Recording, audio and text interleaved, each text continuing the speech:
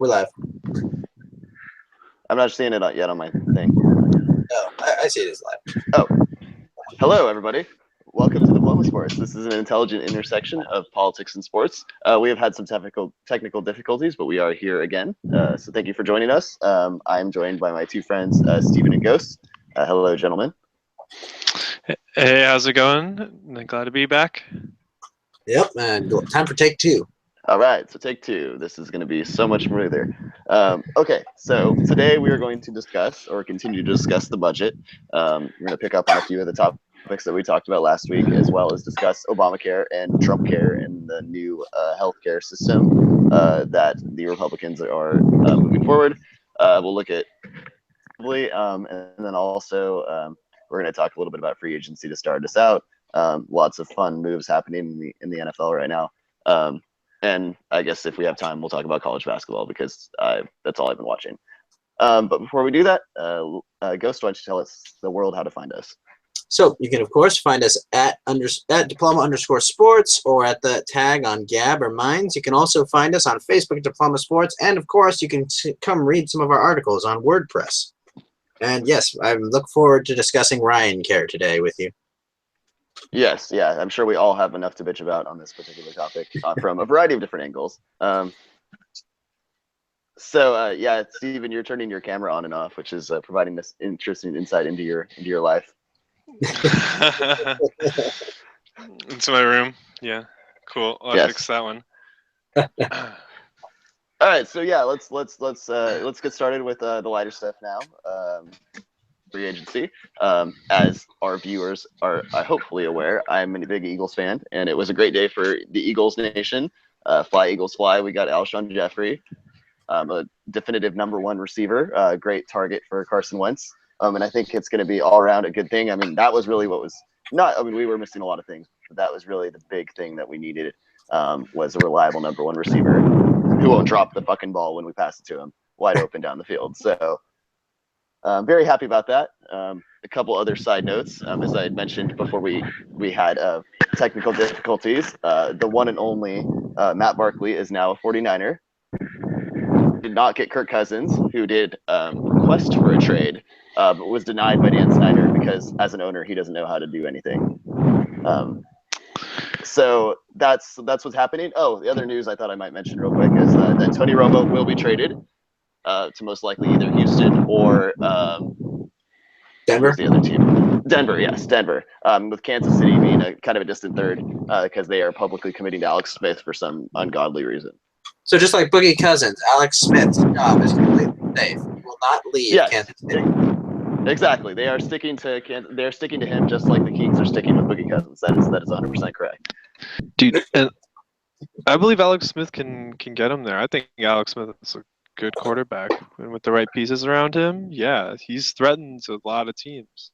I think he's a good game manager. I don't think he has that clutch factor or that kind of just killer instinct you need to win a Super Bowl. No, I don't think. I think he's a great player, but you need someone of stardom. I don't know, like on the thinking of like a Ray Lewis almost, where it's like, yeah, Joe Flacco was good. He managed the game well. I think you're missing the point about Ray Lewis. Ray Lewis can get away with murder, man. That's not a talent. I'm not talking about his off-field contact. No, I know. Conduct. I'm more just speaking to like, okay. But my whole point is that you can have. He's a good enough quarterback to build strong, but Joe Flacco can throw the ball pieces. 40 yards down the field. That's the difference between him and Alex Smith. They're both good. Yeah, that would be my one. They're both mediocre, but Joe Flacco can huck the ball. Well, I don't think Joe Flacco is mediocre. I think you guys are being too hard on Joe Flacco. But nonetheless, I think he's average. I think he's just at Andy Dalton's level.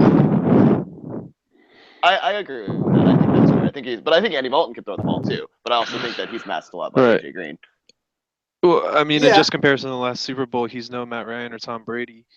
Totally. But again, he won a Super Bowl like whom I don't have a ring on my finger. Like the dude did something incredibly, played well when he needed to, and that's all that matters. But yeah, I mean, Colin Kaepernick in the Niners. Yeah, I mean, I don't know where Kaepernick's gonna go. Best of luck to him. But he will be standing for the national anthem. Yeah, I was gonna say, I- yeah, that's the other thing I wanted to talk about is he is not sitting in an attempt to actually get signed by a team. He is publicly declared he is not, which I feel kind of bad about. Look at what President Trump has done in just his first 2 months in office. He got Colin Kaepernick to stand for the national anthem. Well, it's just I know. it keeps giving people like you, Ghost, ammunition to attack him, and that's what I find. And I'm not attacking him. I think he run his course, okay? He was a dick, all right? He was a dick about this whole thing. And see, and I don't think he was. He was like a child who got caught with his hand in the cookie jar, and then had to say, "Oh, look, I'm part of this big movement I'm really proud of." And then he had to say, "Okay, yeah, I was kind of bullshitting." You're totally making you're exactly making my point. He did a lot for the community. He actually gave a lot of his money to the community organizations. Did I ever criticize him for giving money to the community? Did I ever criticize him for helping out in the community? No, but the whole but his whole protest thing is completely valid, and what he was saying was well, the fact that he backed up his word with his effort. No, but how was the protest valid? Like giving money and helping communities, that's a noble thing to do. That's fine. Well, no, but he's saying, affected by police violence. He's saying, I will not. His words were, I will not stand for an anthem that oppresses black people. Affected by police violence, and he's lying to them about their condition. No, you don't think that. No. They're affected. You said that at their crime rates. They're affected by it. Over policing this. Let's not spend an hour talking about this because we easily could. We probably would need a whole podcast to discuss why that's absolutely absurd what you're saying right now. Look, let me just pull out my argument on this. I'm not going to praise someone for lying and fear-mongering to people. Yeah, and what you're saying is lying and fear-mongering, when it's absolutely absurd. No, what he's doing is lying and fear-mongering among his community. Well, clearly we need to discuss this in another podcast because that's absolutely fucking crazy. But we'll do that at another time. Yeah. What, saying that there's open season out on black people is to be honest. I am sad that Kirk Cousins isn't coming, just for the fact that Colin Kaepernick's initials switched around are Kirk Cousins or KC. So that would just been funny to have Kirk Cousins come out, and if he was just you got the reverse of Colin Kaepernick. Well, it would essentially be too. He can throw like magical. No. Colin Kaepernick can throw, just maybe not to the right player. Colin Kaepernick has a strong arm, dude. He's got a cannon. I'm not going to deny that. He's got a cannon and he's got some legs on him. The problem is that he's not accurate enough. Oh, this just came across my ticker. Did you guys hear what the Texans did with Brock Osweiler? Oh yeah, they traded him. I saw that. I was like, wait, really? Yeah, they traded him to the Browns. Dump him to the Browns. No, so here's what the Browns did. The Browns took on his contract, knowing well that they're going to cut him, just so they could get a second-round pick for a fourth-round pick. So the Browns basically traded a fourth-round pick for Osweiler, who they're going to cut, and a second-round pick. And that's what they're doing. So now Brock Osweiler's second-round pick to dump Brock Osweiler's contract. Yeah, they have so much cap room because they have so few good players that they're just gonna dump his contract and take the second-round pick. The Browns now have 22 picks in the next 2 years. That's hilarious. So hopefully they finally choose a good player with one of those picks. That's so funny. Just like, oh, by the way, we totally messed up on this quarterback, but don't worry, there's a team worse than us that will bail us out. I mean, to me, 22 picks in 2 years. That's all going to be 7-round draft, right? That's all about what you have in management. So many young picks, you probably don't want all that raw talent on your team, and two, if those are valuable draft picks and they can land you, I don't know what other deals for veterans. To me, it looks like what's the new culture going to be? Who's leading the Browns? The same organization that's gotten them there? No, isn't the Texans have 22 picks? No, the Browns have 22 picks. The Browns have 22 picks. So I'm asking, who's they just converted their 4 for a 2? And Brock Osweiler. That's really solid move. I have no idea what their management's like, but remember, this is the team that drafted Johnny Manziel in the first round. Well, no, but this is new management now. So I think to Steven's point, I think they're moving in the right direction. This is the way to change now. This is Hugh Jackson. This is newer philosophy, and what I fear that the Browns are going to do is that they're going to stockpile these picks and they're going to give too many first-round picks to New England for Garoppolo, and Garoppolo is going to come in and they're going to realize, wait, Garoppolo wasn't that good. You're going to realize why Garoppolo is not Um, playing, and Tom Brady is still starting. Well, no, but everybody raves about Garoppolo. I've heard scouts say that he's the second most impressive quarterback they've ever seen. And they did the same thing for Brock Osweiler, and they did the same thing with all these other quarterbacks, you know. Well, no, I agree. I think only Aaron Rodgers panned out. The Browns would be smart to not draft a quarterback this year, not waste picks on a quarterback, except that they're going to be terrible for another year, and get a good offensive line like Dallas did, get some good skill position players. Like, that would be the smart move to make, is use all these picks for skill positions and don't try to draft a quarterback when they're obviously not going to make the playoffs next year, even if they get Deshaun Watson. So I think the smart move would be to take a Myles Garrett, who's a freak, number one, and then just build around that. I mean, that's my philosophy on that. Well, you have to ask the question: is Deshaun Watson a franchise quarterback? And if that question is anything but yes, then I think you have to pass him up in the first round, no matter what. Well, he may very well will be, but even if he is, I'm still saying you need to pass him up in the first round. No, but if you have any doubt about that, about his status as a franchise quarterback, you cannot justify using that kind of draft capital on a quarterback. Let's talk about the Tony Romo situation for a little bit, and then we'll go to Denver, make Denver unstoppable. Just that's really it. Well, I think it's kind of funny that the three-way trade that the Niners are trying to get Kirk Cousins would have sent Romo to Washington, which would have been hilarious too. But yeah, I think I agree with you. He's probably going to end up on Denver. It looks like Simeon might be going to the Jets. I just want to see a real AFC championship game between, you know, the Broncos and their defense versus the O-line and not the O-line, sorry, just New England. It makes more sense for Denver than it does for Houston, because Denver at least still has that rookie in Paxton Lynch who they could just argue that he'll be ready in a couple years. So you let Romo try to win a championship now. Whereas with Houston, I feel like Savage is I mean, it's hard to say he's legit after a couple games, but he's definitely better than Osweiler. Yeah, and he's got a great name for it too. He does. Tom Savage. You can't beat that for football. Like that has to be a professional wrestler's name or something, right? Tom Savage. That has to be, because that would be my professional wrestling name, probably Tom Savage. Yeah, that sounds like it. Definitely works up there. And also the Bears have released Jay Cutler and are now signing Mike Glennon. Very exciting. Now, if you've not heard of Mike Glennon, that is okay, because he is a backup for Tampa Bay, or was. And the funny part is that Tampa Bay offered him $11 million to stay and be their backup, and he refused that. And he's getting $15 million from the Bears. So I guess smart move, Glennon, knowing your worth. Played his cards, right? Now, why Glennon is worth $15 million in a starter, I do not know. But nonetheless, the Bears are desperate, and they will probably still be 4-12 this year. Well, did the Bears just give Philly their wide receiver? Well, they just let him go to Philly, basically. Yeah, they let him go. Yeah, so I mean, but yeah, his cap, that freed up a lot of cap space. I also want to say something about the Alshon Jeffrey deal that I'm reading. I think the deal for Alshon Jeffrey is absolutely fantastic. It's a 1-year deal. You're paying him a ton of money, but if Alshon Jeffrey suffers a catastrophic injury, you're in the clear. If not, you pay him a bunch of money and have a great number one receiver. Well, and he's young enough that if he likes it in Philly, he'll re-sign. It's not something where we think you're only going to have him on a 1-year rental. He said that he wants to stay in Philly, or at least from what I read this morning. So yeah, no, I couldn't be more ecstatic. Okay, like I don't buy that 100%. I think it's the right thing to say, but I mean, come on, how many people go like to a town for a year and go, I'm gonna leave if I don't like it here? Like most people go, oh yeah, Philly, great city, Philly.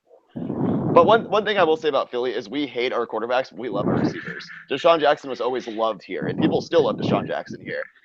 Even after he dropped the ball in the end zone, or before he went in the end zone against the Cowboys that one game, people still love Deshaun Jackson. I couldn't believe that happened. I couldn't believe it's happened more than once, and I've seen it happen at least 3 times live. I guess that's why Donovan McNabb is not too well loved in Philly. Well, that's just stupid. Eagles fans need to realize that Donovan McNabb's the best thing they ever had, and we should have embraced those years that we had him and been grateful for it. Nick Foles that 1 year was the best you ever had. No, we had 15-1, 14-2 seasons with Donovan McNabb. We were a good team. Yeah, but Nick Foles was a legitimate MVP candidate that team. He threw like 2 interceptions and 30 touchdowns. It was 27-3. It was absurd. Yeah, it was pretty crazy. I mean, that was pretty crazy. was a great season. I'm saying that season was the best you've ever had. Sure, Donovan McNabb overall was definitely. I mean, I think you can't. Donovan McNabb fell to Adam Vinnick.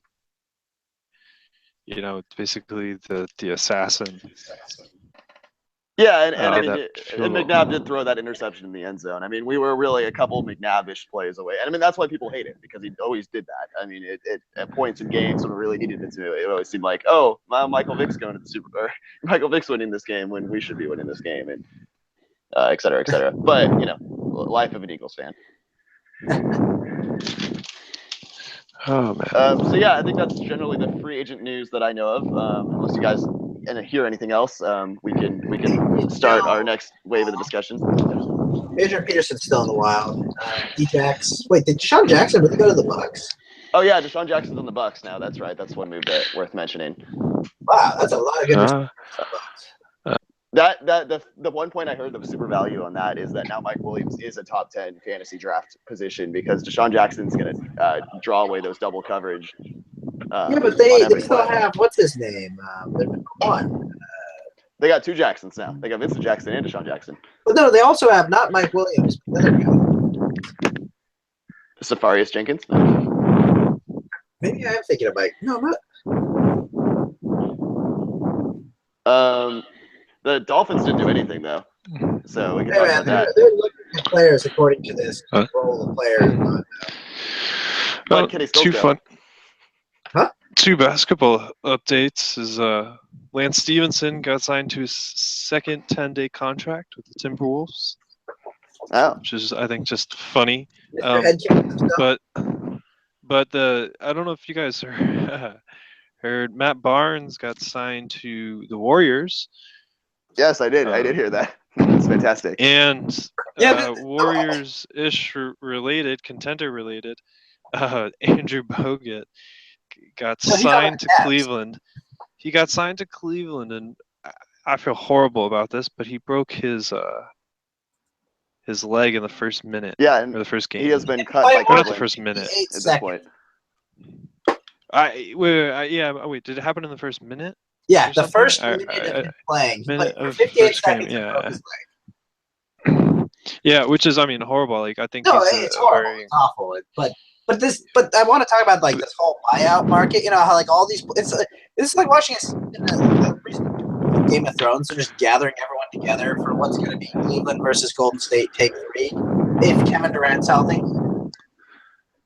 Well, yeah, I want to touch on that real quick, because I think Golden State's in real trouble. They looked terrible last night against the Celtics. And I mean, they were hitting some shots in the third quarter, but the fourth quarter, they looked awful. And they haven't looked good since he's been out. They haven't had a game where I've watched them, like, they don't look like the same old Warriors anymore. And I think that depth was underestimated at how good of a team overall they were last year. As crazy as it is, I think we underestimated the Warriors, or undervalued the Warriors, last year. I mean, sorry. I think it's like the synergy that last year's team had and the chemistry, whatever you want to call it, they brought something, all their play to a higher level, and the mixture this year isn't creating that.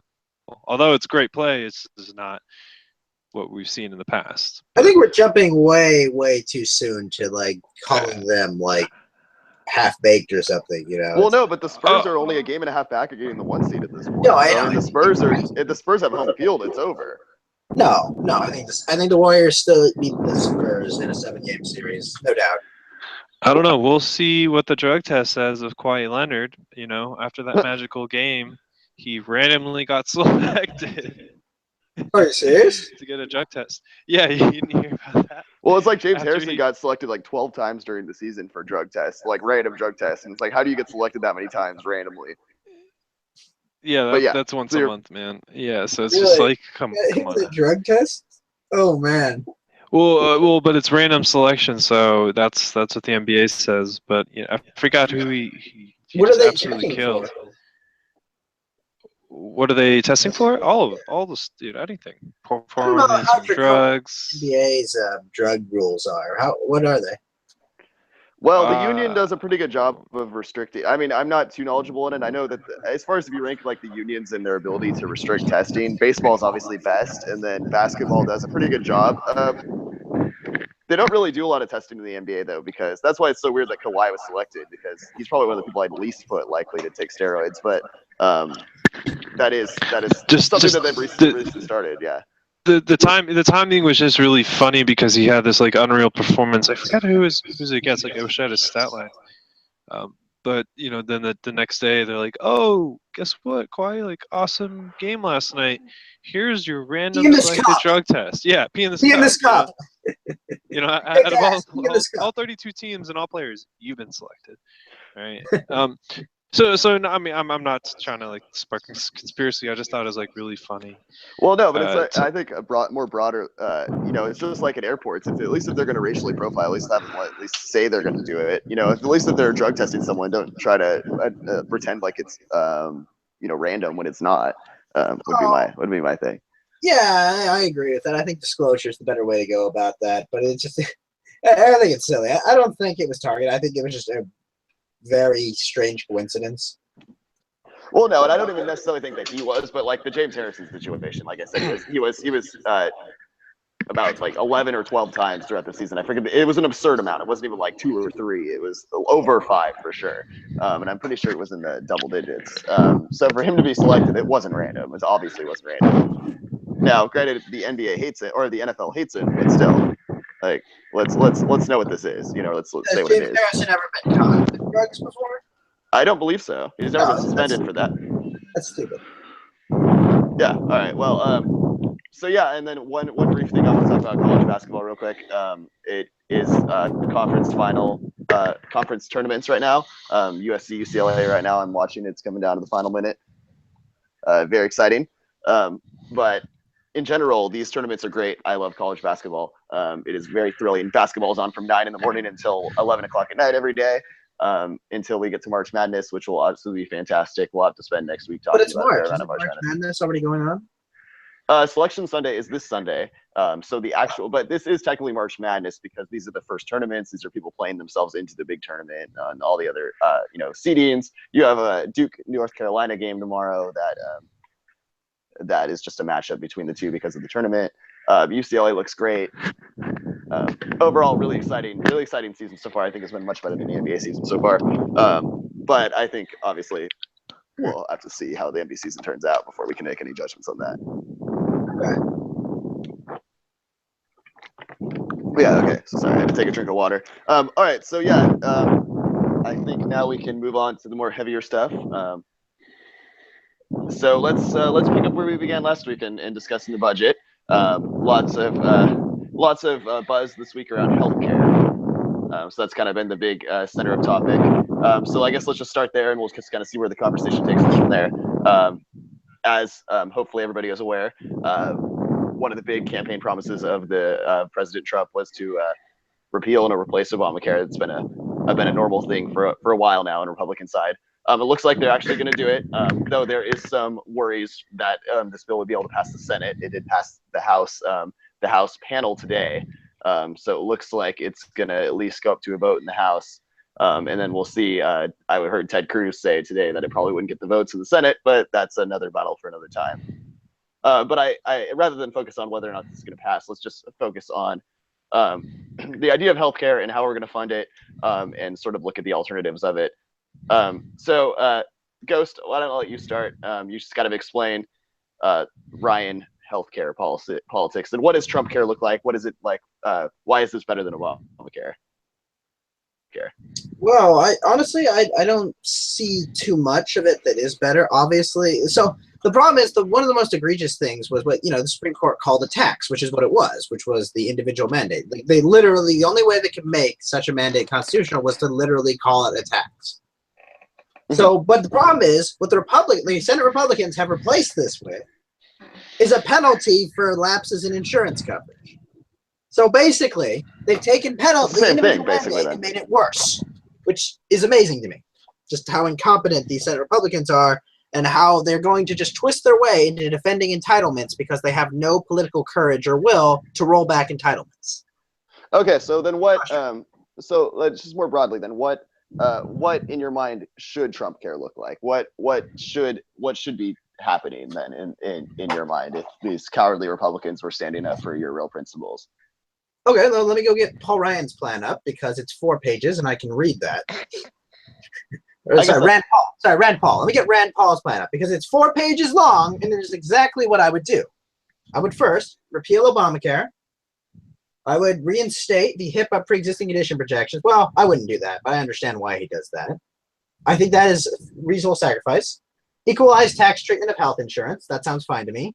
Expand health savings accounts. That seems fine to me. Medical expenses incurred prior to account establishment. Allow qualified expenses incurred prior to HSA establishment to be reimbursed from an HSA. Sounds fine to me.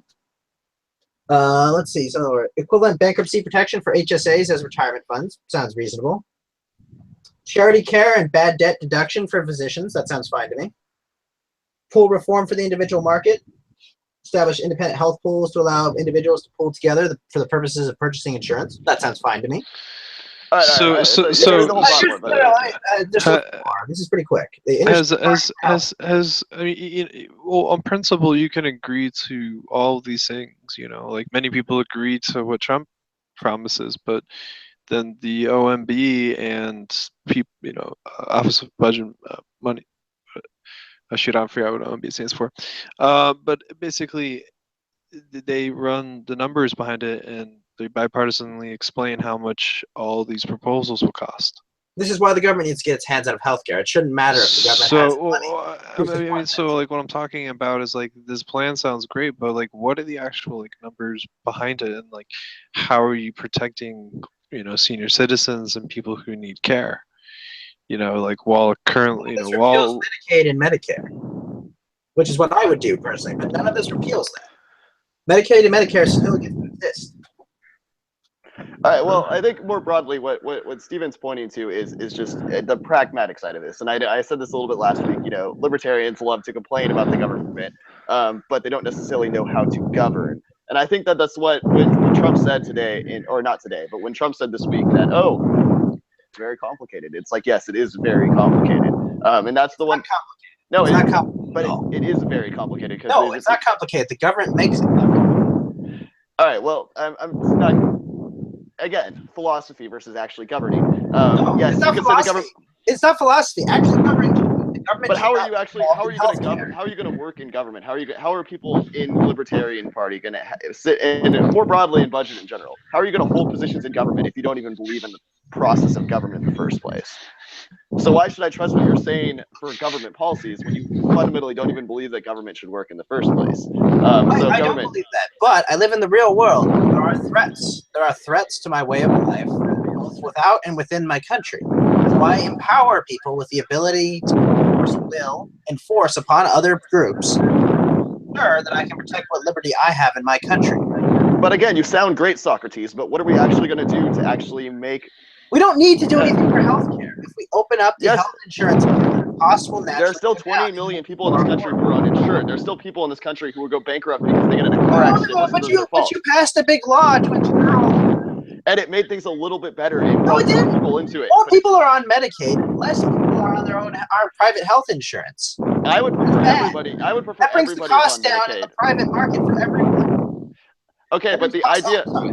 But sorry, the point that I'm trying to make is that what we need in society is we need more people to be insured at cheaper costs and have more options to be able to have better health care that they want to choose for their families, right? That's what we want. That sounds like the anatheme of Obamacare. But that's what we want, right? Like, but what do we want, right? We want everybody to have access to affordable health care, so if they want it, they can afford affordable health care, right? Regardless of whether they work or regardless of what. They should be able to have access to affordable health care, right? Be able to provide affordable options. Promise in the current system insurers are unable to provide affordable options. Wait, let's go back to what is the Trump's new policy that he laid out? Yeah, I would like to know actually what he actually is planning on doing, because I really don't know. I'm curious to know about your thoughts about like what happened. You know, and the greatest healthcare of 2017. Well, first of all, this is the Senate Republicans' plan, just like it was Pelosi's plan for Obamacare missed you have to pass it before you can read what's in the bill. Yes, that is the very same plan. Yeah, but when you take these broad, when you make these broad when I call it announcements Obamacare, in your presidential election, it's its colloquial name. But yes, I know Senate Democrats and House Democrats are to blame for it. You know how I know that? Because no Republicans voted for it. okay, I so know then who I yeah, blame. let's stay away from Trump. Then explain Ryan Care. Why exactly how is Ryan Care going to make anything better? It doesn't roll back the entitlements that were created by Obamacare. So then why are we passing it? What does it do? Because the reason they're passing it in this state is this is the only thing they can do without a filibuster. This is what they can do with a conciliation bill. Because what it sounds to me is like the Republicans are just going to do the same thing that Obama's doing and just put their name on it and just say, oh, it's better. When it's no. the same thing. They're taking out the individual man. The problem is they're putting in something worse, and they're changing some like functional things. But no, it's absolutely cowardly. It's absolutely cowardly. Which is why I really stand with Rand Paul on this. I think actually making a commitment to this and actually fighting for it. Well, thankfully, none of the country does, so we don't have to worry about that. But really, you thought the Democrats just lost all those seats because the Republicans made such a compelling case? You really think that people weren't actually suffering from Obamacare? That maybe they voted well, no, out I think the Democrats do a terrible job at selling their own bills, and I think that there's a lot of misunderstandings about Obamacare. Health insurance costs skyrocket. Okay, they made it even worse for people. But they provided health care for other people. Terrible. But again, it's a narrative. It's all narrative driven. They did a bad job of selling a narrative. His electoral victory, but you can't say there's no mandate for the Republicans to repeal Obamacare. They have a mandate to repeal Obamacare. Actually, the polling suggests that Obamacare is more popular than Trump is right now. So I don't think that that's accurate. That doesn't matter. Maybe in your world. That doesn't matter.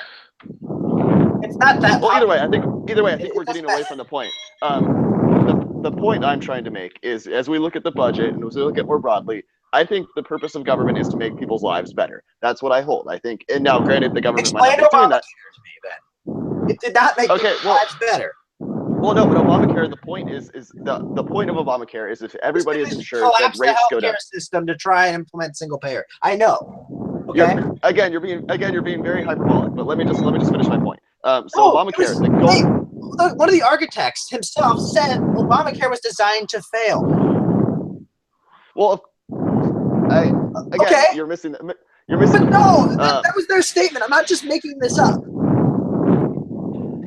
Well, it doesn't really matter. That's we're not discussing specifically the creation of Obamacare. We're talking about the replacement for a very botched government policy that some proponents said was meant to fail. It's a botched policy that still brought 20 million new people health insurance onto that didn't originally have. Onto Medicare. It was a Medicare expansion. You know how many people lost their insurance on Obamacare?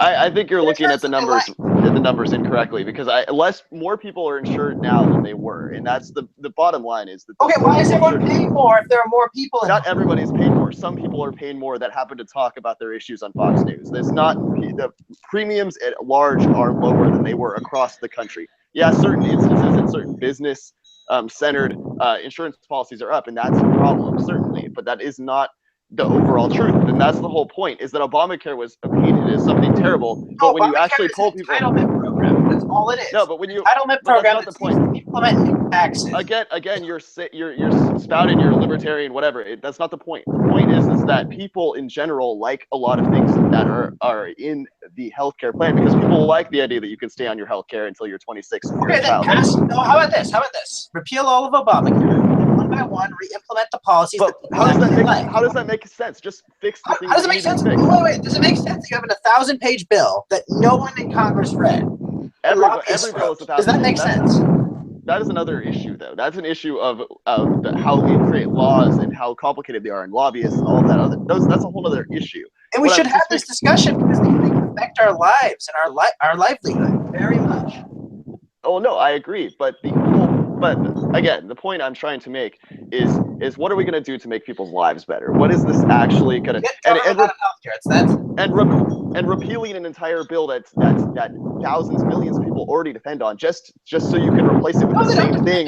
Medicaid doesn't go away. Again, you're missing the 20 million people that are insured depend on it now under. I don't get what you're saying. The people that are What on is more Obamacare people right now need lost to be on their Obamacare plans, still. got new plans on private insurance. Getting rid of this bill doesn't make sense just to replace it with the same thing. It doesn't make sense. No, it's stupid. They need to replace it with a more free market alternative. It's what they need to do, but they're cowards. We're just talking in circles. Steven, do you have any thoughts on this in particular, just to get us going in some other direction? I mean, I think that the Republicans are in a tough situation because, you know, one, Trump has declared a lot of promises that, you know, Republicans have to look at, and what his political agenda may not always align with all the things they're trying to do, and make it difficult because when push comes to shove, you know, you got to see is Congress, the Republican Congress, going to go with Trump, and what kind of bill uh, are the Republicans going to pass?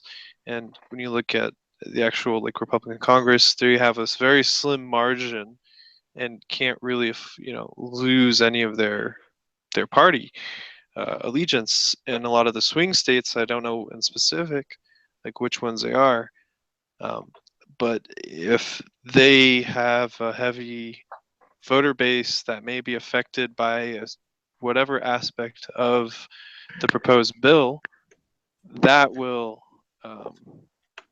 that might influence them. You know, so I think that keeping this small party that's able to pass bills together, their shared interests are very limited.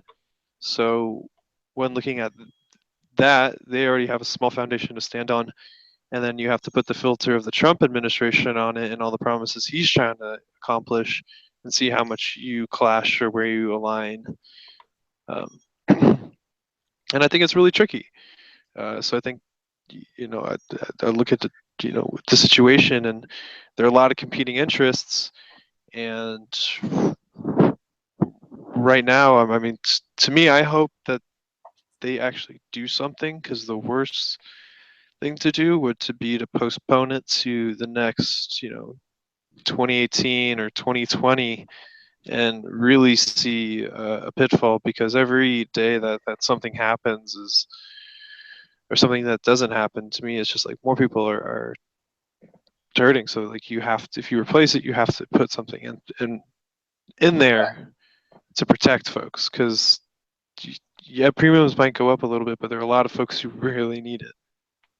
All right, I have actually some notes from a draft of what do you call it, Paul Ryan's plan, right? Okay. Yeah. Here's what it says: eliminate the individual mandate to obtain health insurance. That's good. Eliminate subsidies for individuals for health insurance. Good. Eliminates Medicaid expansion by 2020. That's good. Yeah. Grants tax credits. Well, wait, why is it good that it eliminates subsidies for people? Why is that good? What if you can't afford something? We can't just skip over that real quick. Why isn't it? If you're obviously if you're rich, we shouldn't have subsidies for you. We shouldn't see subsidizing people who can't afford their own health care. But why is that? I think that's good. I think that's overall good. You shouldn't subsidize. But isn't that just raising costs for the average consumer? Yeah. But you have to also institute policies that will make it cheaper to offer health insurance. But that's something else. All right, so let's wait, you have to wait. What was that last? Let's finish the list, and then we can discuss what's on the list. No. I was just curious to know what the last point was. Oh, the last point about what? No, the last point you made something about mandating them to provide lower insurances. No, I'm saying getting rid of regulations so they can afford to offer lower insurance policies. So you waved the magic wand and you get rid of regulations, and that suddenly. Finish. I just wanted to know what you said. Sorry. Oh, okay. So, granting individuals a tax credit between $2,000 to $4,000 with higher allotments for older Americans. Not in love with it. Doles out $10 billion per year to states for innovation grants that would create high-risk pools for people with pre-existing conditions. Don't like it. They need to get rid of pre-existing. Caps Medicaid spending per person. I don't know. I don't like Medicaid as a concept. I mean, I guess capping it would be useful. What is a cap? Imposing a tax on employer-sponsored healthcare is plans above the 90th percentile. Completely disagree with that. I think that's just nonsense. All right, but yeah, let's go. We're going through a lot of points very quickly unaddressed. Well, just real quickly on the capping. How is that a good thing? Because what if? What's it capped at? Sorry, go ahead. I do not know what it's capped at. I mean, I can't just disagree with that to some degree, but it's a ludicrously low number. I think I would agree with SC. And feel like capping someone who has just terminally ill, saying, oh, once you hit the 200,000 mark, like you have to foot your own bill. It's like, well, no, if I need life surgery, like you gotta help me. Like my insurance that's the can't point of stop insurance. at that. Yeah. If it's a, if tough insurance. If you insure somebody, you have to cover them. What I'm saying is, I don't agree with the concept of Medicaid. I think it's a bad idea overall, which is why reducing the cost from it to me is a good idea for what is a bad idea. But again, you're ignoring the people that would be affected by that, just so you can have your philosophy. No, and just so you have a bad idea, just so something that you perceive as a bad idea, just so the government doesn't say, oh my God, the government. No, but my solution would be I would want there to be a cheaper source for someone to find health insurance than the government. But that cheaper, like, that's the part that just seems ridiculous to me. I mean, yes, I would like that too. That would be great if we didn't have to. The government is there because nobody else was there before. No, the government's there. The government's there to ensure that no one else is offering it. But why was Medicaid created in the first place? Because there was a need. Plan from Arizona when I live in California. Like that doesn't seem to me like it has anything to do with helping competition. That just seems absurd. Well, no, but again, the broader point is that Medicaid was introduced originally because there's a need there. Because old people were getting left at the wayside because they no longer had jobs and were no longer insured. That's the whole thing. The government is stepping in because the free market, as you call it, did not provide coverage for these people. Without Medicaid, without Social Security, well, Social Security has been talked about, but without Medicaid, people would not have the treatment that they needed in their elder age because they would already be retired. And if you didn't have a pension plan or you worked minimum wage your whole life and did not have a 401k and a savings, then you'd be screwed. And that's the whole reason so unless Republicans have an alternative to that, then you can't get rid of it. I mean, you just can't. Even if you don't like it, even philosophically you don't like it, you still need to govern. So I just don't know what the response is to that. You can't just get rid of Medicaid. Wait, let's see. So the Social Security amendments of 1965 it was 1965 when Medicaid was created, right? I believe so, yes. Right. So that was to provide medical assistance to residents who met eligibility program requirements, right? Now this was under the War on Poverty, right? This was LBJ, right? Well, it was the idea is to help people who are being left. Well, no, you're saying that there was no other way to have provided this, and I just want to know what was going on back then, right? Well, yes, yeah, no, history context is important. I'm just saying that no one was offering them health insurance. Well, I'm just saying if there was a cheaper option to begin with than the government, then people would take the cheaper option. You act like people are constrained by the government, but there's all these choices out there that people just aren't allowed to have when there's just not. No. I'm not saying people don't have cheaper choices. I'm saying the way the regulations are set up, businesses cannot offer people those choices. So even if there's a demand for these kinds of services, people cannot. Do you have any specific regulations? Because I don't know. I mean, if you're saying something like that, I can certainly agree with that point. But what regulations are prohibiting employers from having cheaper medical services?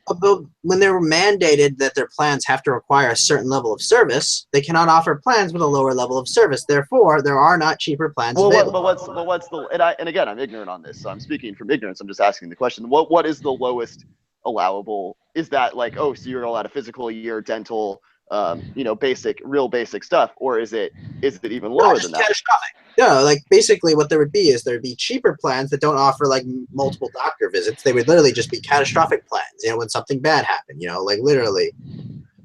If you get like a viral infection, you just power through. Yeah, but if you get pneumonia and that's not catastrophic, but if you get pneumonia and you're going to miss 2 weeks of work unless you get antibiotics, then that's not catastrophic, but that's still basic healthcare that should be provided to everybody. Okay, well, if you want that provided for, there'd be an option for you. If you want to be able to doctor, or you go to a clinic. You go to a clinic that doesn't. But I'm just saying that the bottom line for coverage is not a terrible thing.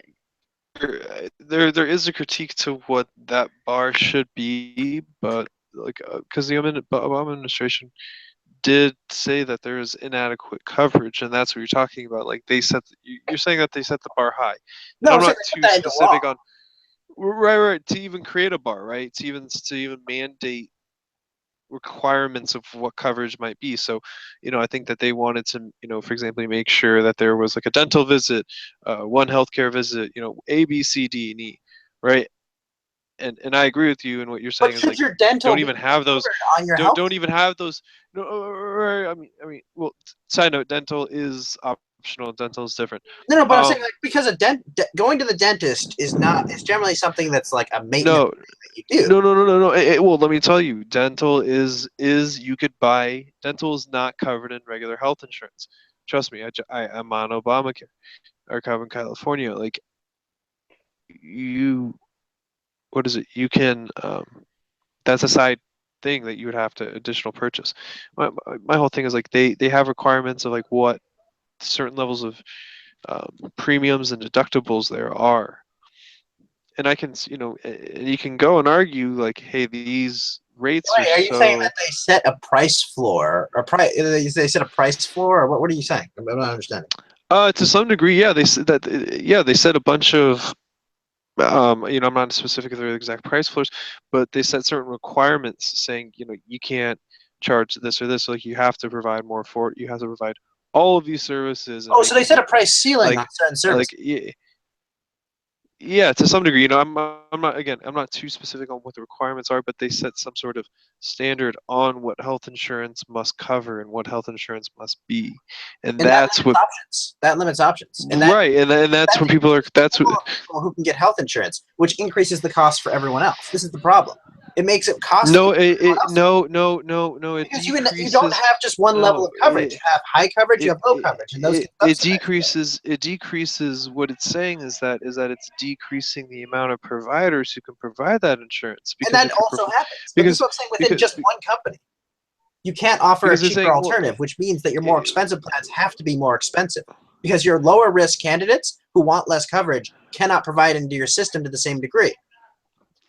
yeah, I mean, and again, so you can argue about what those levels are, but to me, people should be going to the doctor once a year to go see how healthy they are. Like that be a standard thing in society. And I ask that so everyone does that. Just to knock. I live in a major city, so if someone's sick and they get on the bus to work, or they have to go to work and they can't go see their doctor because they used up their catastrophic No, no, no, one no, in no, no, no. 5 year doctor. That to me that's ludicrous. So it's Well, like, that's uh, infectious disease. That's a whole other issue. I mean, there's the whole issue with carriers and things like. If you want to talk about externalities, like there's a I mean, other issue. a common cold's a common cold, dude, and keeps going around and around and around because people aren't taking antibiotics. Like, yeah, that'll really take down this city, and that'll turn into something nasty. Yeah, because I mean, what you have is okay. So what happens then if you have So, no mandated coverage? You have a situation where you have somebody going to uh, work because they have to, right? Something in a sense like I, that, and getting everybody else sick. I mean, and it's not even about that. Like, but I am super curious to know, like, to me that there's this huge, like, once you lower the mandates, like, this beautiful market will occur, and health No, it's insurance will going to be be slow. It's going to take. provided. It's not something that's Yeah, going to happen overnight. but This is why they're politically cowards about it because they know it will fix the problem. The problem is they will not see the benefits of the problem fixing itself, and someone else may come in before to ruin the natural process of the market fixing itself. That's the problem. It does seem like you have a lot of faith in this just happening, though. I think is the point. right, because I don't have faith in it. I just know my government cannot do it. But when has that ever happened? When have we ever seen an example of a country do healthcare that way and have it work? How do you mean? There's never been a country that's done what you've said that and had that work for healthcare, right? I mean, where's this libertarian wet dream of healthcare been manifested itself? Like, there's plenty of instances where socialized medicine has worked, and you can point to that. But is there any? Just Japan, and that's because they have a thriving private market parallel to it as well. But again, like, it's the only country. There's no proof. There's no proof that any of this is actually going to work. With a thriving parallel private market, where yes, I had insurance when I was in Japan, and it worked just fine. I didn't go to the doctors, but the people who went, they paid almost nothing. They had their health provided for, and there was a thriving private market there as well. But okay. again, Socrates, my it was not done at the expense. One was not done at the expense of the other. But again, I'm just saying that was a completely different system than ours. but again, we don't see. I just don't see any other, like, at least when you look at certain other policies, you can say, okay, this happened and this caused this to happen. There's no example in history of your type, what you're advocating for. And I don't think, just back to the other point about healthcare, I think it's completely reasonable for the government to set a bar minimum standard for health insurance. Yeah, and I get how that does drive. I get how that does drive insurance and up. it prevents us from having options. But then let's look at it. Why does it drive up costs? What about that can be reformed to not drive up costs? Because a bare minimum, that's like saying, oh, like, you know, you can regulate water, but it only needs to, like, yeah, you should have a certain amount of not, you know, sludge and stuff in your water. That's just, how long would you the drink government water with sludge in it?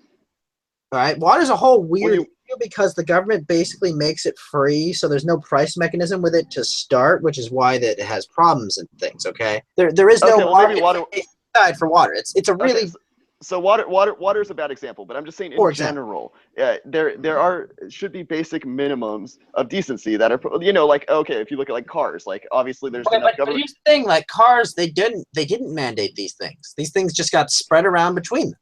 No, but like airbags, for example, you can't drive a car, you can't buy a car now without an airbag for cheaper, right? Because that's mandated. You have to have airbags in all your cars. That's the same thing, because it would cost us more money as a society to have cars without airbags now. There's a lot of automobile technology that's not even government puts in charge. It's just literally one guy comes up with it and they literally spread it around amongst themselves. No, but there is laws that say you have to wear a seatbelt, right? There's bare minimums of things that you have to provide, that you have to do, either for the manufacturer or for the consumer. There's a bare minimum of things that you have to do. Do I sound crazy on this, or does this make sense? Because they were in a seatbelt. Again, it's the same thing with, like, you know, it's just like health and education. You know, you get a public education as you should get some public health, and you know, you could also get some. Here's the thing, right? Airbags were not mandated until September 1st, 1998. Again, missing the point. You're very broadly missing the point. Wait. Did your pre-1998 car have airbags? Not they weren't forced to, right? No, they weren't forced to. That's probably a bad thing. It's good that we decided that every car should have airbags. But how many cars have you driven in without airbags? I've only driven in one, and that's because it was a rebuilt Model T. Yeah, that's good. We've progressed as a society. That's a smart move. No, but what I'm saying is, notice how all these manufacturers didn't want to get sued because their cars were not safe. So they all built airbags in their cars before the law was in place. Okay, so then that would work then with healthcare. So if you have an accident and you're not covered because your health insurance is shitty, and they didn't set a bar, so you can sue your health cover then because they're not providing you with adequate health service? No, what would happen is someone would say, look, as long as it was promised to you in the contract you have with your health insurance company, you could just go to the country and say, look, don't buy health insurance. And then people would boycott them and go to another provider, and then they would lose business, and they would have to either change their practices or lose all that business and go out of business. What if there's only one provider in a certain area, and you can't really change? Well, if there's no laws regulating it, guess what? If someone says, hey, everyone hates this company and the way they do business, I'm going to go to Wall Street, I'm going to raise money, I'm going to start my own health insurance plan, so that people will come to my plan, and heck, I'll even lower my prices to outcompete them. That sounds fantastic in fairy world. But people can do that if there's less regulations. If there's too many regulations, investors then go, whoa, no, I have to have this level of reserve. I have to have all this. But again, more broadly, back to my larger point where you couldn't point a single example. What country has instigated that kind of philosophy and actually had it work? Greek? Like, is that like, you know, previous, like, I just saying, what the philosophy of having private insurance? Well, no, just the general idea of the Smithian free market economy. Oh, the market's going to save us all. Like, I think it's kind of a crazy libertarianism in general. There's not a lot of examples. America, for years, people from Canada come to America to get their surgery done. Why? Because we have better healthcare. We have better healthcare here. But we have more expensive healthcare here now. Yes, and it's better. And we make it more expensive with our laws. It just seems like there's a lot of faith there, and not a lot of. I mean, which is fine. Which is fine if you believe that these things will work. I understand the logic behind it. It's not faith. It's not faith. Okay. It does seem like a lot of faith. I know what doesn't work. Okay, and that's clearly what's being done all around the world. All of these socialized programs do not They do not work in the long term. They are quick fixes for ethnically homogenous countries that have very strong senses of community and society. America is not and will not ever be that. And that's why we cannot run those systems that work in the short term. Or if you have large oil budgets, or if you have all these other things, okay? We don't have the things in place to make this work. No, I get that, and I understand how a free market economy, or would not work with single payer. I get how single payer is a little bit of a pipe dream. I understand that, but I think that we need to look somewhere more in the middle. The middle is where the truth lies. I mean, basically.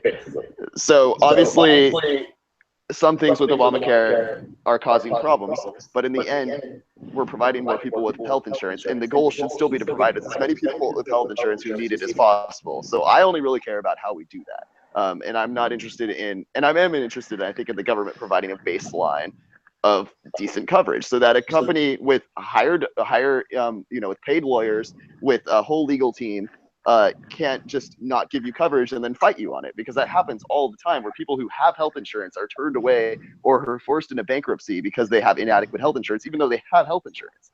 And that's what Obamacare was hoping to fix, and I think that's still valid. I think this is the problem. The problem is that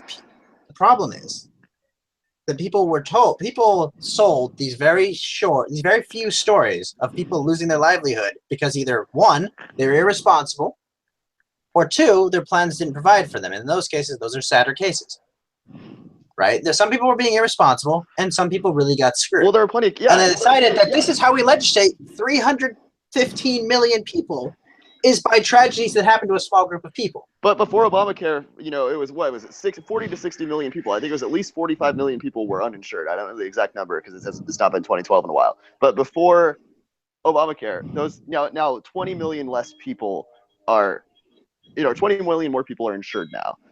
So how is that not a good thing?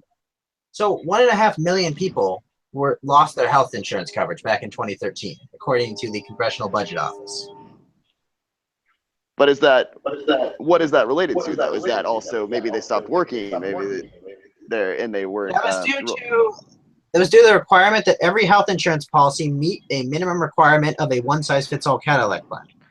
I think it's more sad that these policies didn't hit the medium requirement than that there was a medium requirement. Why, the fact that you even had to have a medium requirement speaks to how incompetent those plans were in the first place. But there were 1.5 million people who had health insurance coverage. But maybe it was shit health insurance. Maybe it wasn't real health. Wait. How do you even know that they were shit health insurance? What? Like, okay, wait. What if my plan covers prenatal coverage and I'm a male? Wait. What if it covers prenatal coverage, prenatal health insurance, and I'm male? I literally cannot use that service. What if do you even know? Like, do you even is that what? Is it like I can't use that service? Okay, I can't pay for a gynecologist. Why you wouldn't get those services? Like no, but I'm saying if I'm paying for it and it's included in my coverage, why does that matter? But that wouldn't be in your coverage. That wouldn't be in the coverage. Oh man. But why should men and women pay the same for health insurance? I guess is what this comes down to. When they use different amounts of health coverage. Because are they paying the same amount? No, women pay more for health insurance than men. They have more things that they need done. Well, and so that's wait. So then what's your question? Why should men and women pay the same for health insurance? But you just said women pay more. But no. In the law, Obamacare, they cannot charge people differently on the basis of gender. Well, that's fair, because what if it's a... Why is that fair? One side uses more coverage. They should pay more. But that isn't a fact. Not every woman uses more health insurance than men. That's the whole same point that you're making about choices. So obviously there are some women who use health insurance less, but that doesn't mean that they shouldn't pay the same amount. They should pay less because they're using it less. But it sounds like what you want is a system that just doesn't seem realistic. Like how are you going to build a system where all of this is all just individual plans? Have you? They said the exact same thing about democracy. They said the exact same But It's not realistic. We need a king. We need someone who can control everyone. We need someone we give absolute power. We said this for years. This is what everyone says. This is always the argument that people make. I mean, They don't have but I have just want you people to have you I just want people to have used health insurance. That's all I really have care you about. used And I do. health I want people to insurance? have health. I think health insurance is an interesting way to deal with healthcare costs, and that's why I want to take away restrictions. I don't know where to go from here. I feel like we're talking in circles. I mean, to be honest, like it would be great to get rid of the health insurance companies in total and just have How would that be good to get collectives. rid of? Why do you need this? Why do you need this? What's your solution? What's your solution once you get rid of them? Okay. What do you mean? Do you mean you just dissolve them? You just ban them from doing their practice? What are you talking about? Because what is No. then the government just makes everyone pay them for health insurance? Is that what you're saying? I'd be fine with that. No, I'm just saying I don't need an advisory board for A, B, C, and D. Like you can go to, there would be different collectives and just let kind of like again the free market pick Okay, it up, well, not the health insurance to dictate everything. So, for Wait, wait, example, wait, I can go to my local doctor and I can make an agreement with him. that Or sounds something of perfect some to me. sort. That sounds great. Just say, hey, I pay you a couple $1,000s a year or something, some agreed upon price. You will provide services for me. That sounds perfectly But fine what to if me. you can't afford it? Well, that's why you would enter an insurance pool where multiple people pay in so that people can afford. It's affordable for those people. Yeah, and that sounds great in theory, but again, people still get left by the wayside. I think that's the part that because we had And we used to let that be covered by closer to what- family and charity. We used to have people Oh, yes, step up. family People and had their charity, yes. relationships that would take care of it. So I mean, Such privilege. I think that healthcare can be tied into a lot of certain requirements for the whole social network should be kind of merit based in a way where it's like, okay, so you want healthcare, well, show us, that you're working, so you have income to pay for some of it. Show us, or A, B, C, and D, and you're working towards this and this and this.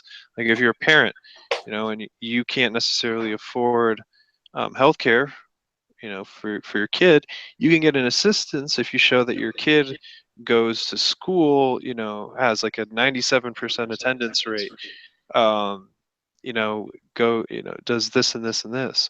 So by putting these incentives, you're saying like live just what is a normal good life, and we'll reward you for that. Like do the basics. You guys are acting like people don't want to sell health insurance to people.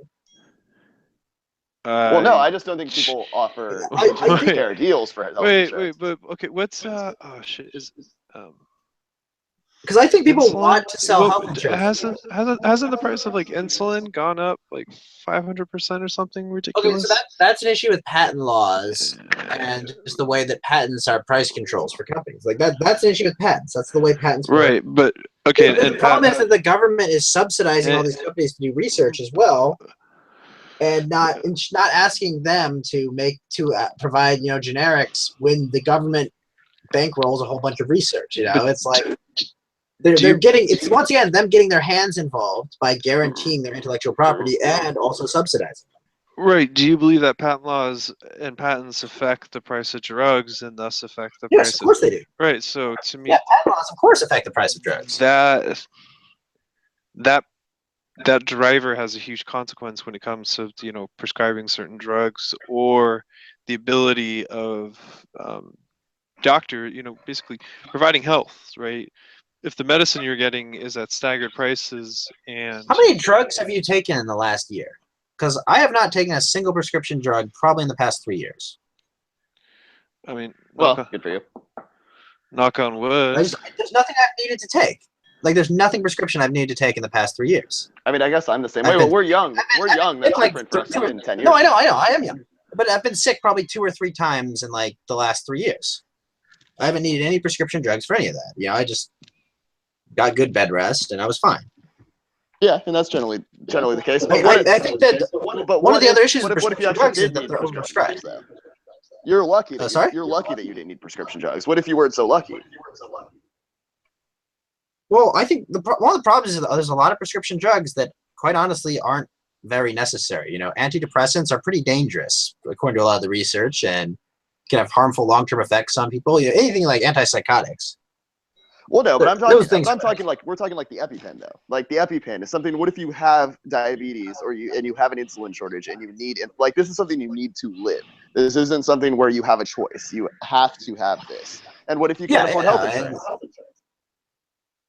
Then what do we do? What do we do with that? Well, person? yeah, We that's, let them that's die. the problem with patent laws is that patent laws give them disproportionate amounts of pricing power, and you know they don't necessarily encourage innovation. So what's our solution then? Because I mean, I really don't know.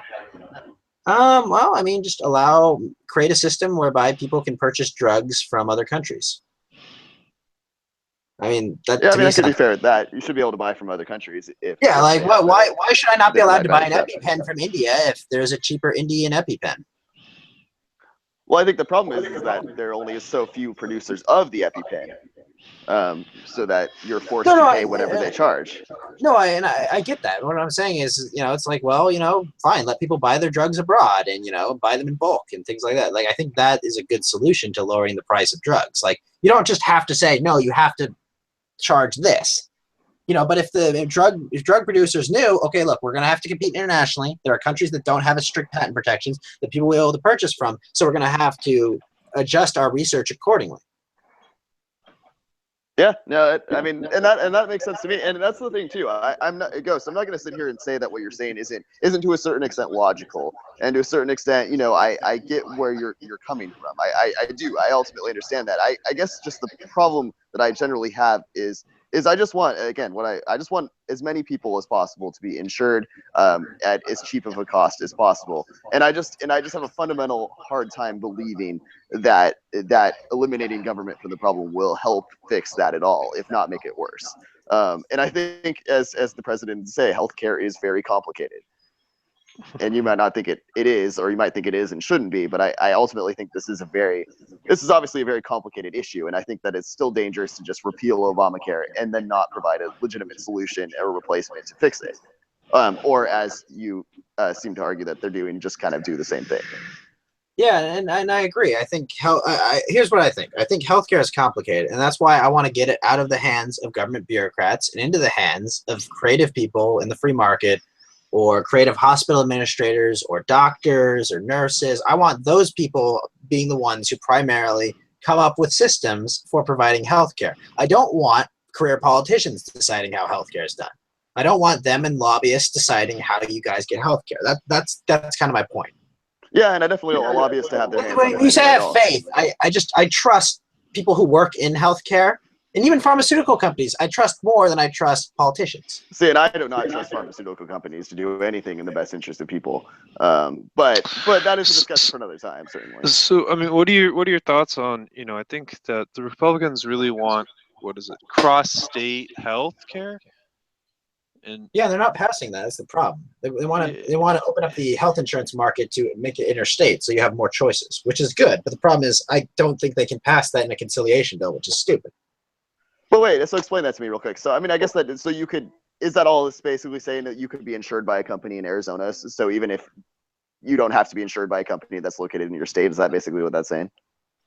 Yeah, and what this could mean is that since it's an out-of-state health insurance company, you could get insurance from someone who has a different set of regulations that maybe fit more to your individual situation, or maybe one that's stricter that you actually maybe they mandate something there that you could get from coverage in that state if you wanted maybe something that was more involved.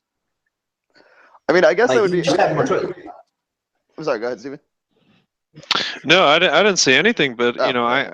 I really like the principle, because it's like, you know, if someone has a large group and you're a small outpost, you can get adopted by anyone, you know, and you can go choose to be part of, you know, a bigger organization and, you know, like piggyback on their resources. So I think that it could be beneficial, and you know, it's like, wow, I don't know why they're not passing it. Like, what's the criticism against it, and why Democrats are against it, and why is it such a, you know, horrible thing? I'm having a hard time coming up with a reason too, to be honest. So. Behind it. I think there's a lot of lobbying money behind it. Well, I mean, that is ultimately the problem. Is the pharmaceutical lobbyist industry, the second most profitable. It's not pharmaceutical. I think it's the health insurance companies. They don't want to compete in like the same state. Like this is just like with telecommunications companies. You know, we've got AT&T and like you got Time Warner Cable and Comcast, where they'll literally choose different cities to provide. You know, like they'll literally make sure like they avoid each other on the map. It's just pure collusion. Like, okay, we'll take this, you take that. You know, like because it's just because they have to set up a whole bunch of infrastructure and then get half as much profit, or they set up half the infrastructure and get the same amount of profit. Well, okay, and I think the telecommunications industry is an interesting parallel because I mean, if you look at that, it's not easy because you made the argument earlier. Oh, so if we had if all the pathways to opening your own health insurance company weren't there, and you could just do it on your own, I think you're very much underselling how difficult it would be to say create a new telecommunications business or to find new telecommunications. Like Well, if I don't like Spectrum, there's a key difference in this comparison. So to make a health insurance company, you literally just need investors. You literally just need capital. All you need to run health insurance is capital and like an organizational structure of agents. To make telecommunications, you have to build infrastructure. You have to get permits. You have to go through all this process to set all this up in a community, and you could still be outcompeted by someone that's either there before you or comes later, like Google Fiber. But is that actually okay? So yeah, that does make sense. I mean, that makes sense. I'm just curious if that is actually the case with health insurance, if it is really as easy as you say it is, barring government regulations, et cetera, et cetera. You have to build the relationships with doctors, and you have to build the relationships with hospitals as well. But as long as these hospitals and doctors don't have like an exclusivity mandated by anything, which someone possibly could do with contracts, but then some hospital that doesn't have an exclusivity deal could say, well, no, I've got 2 insurers that I provide, and then they do more business. You know, they actually get more people, or they provide more coverage and more services, and they make more money. So it doesn't make sense for them to be exclusive. Yeah. All right. Well, yeah. And again, I get it, but I do still think you have a lot of faith in both business and the average person. But nonetheless, I just don't have faith in our politicians. That's really it.